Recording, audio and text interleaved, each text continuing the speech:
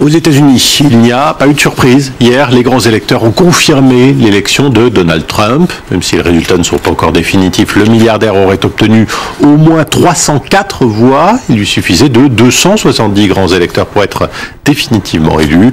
La correspondance à Washington de Gallagher Fenwick.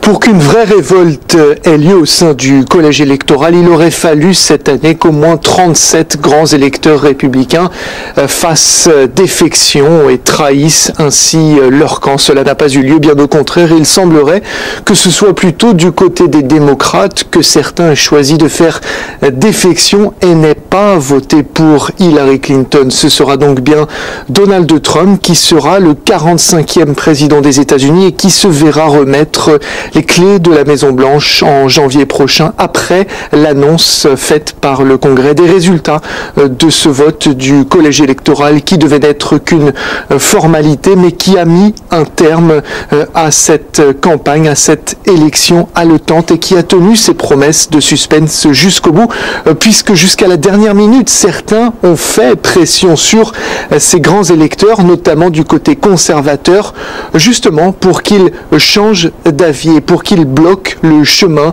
désormais inexorable de Donald Trump vers le pouvoir ici, vers la Maison-Blanche. Mais c'était sans compter sur la fidélité de ces grands électeurs qui justement sont désignés, nominés par leur parti pour les remercier des bons et loyaux services qu'ils ont rendus à ces partis. Ces grands électeurs ont donc été fidèles à cette réputation de fidélité justement du côté républicain. En tous les cas.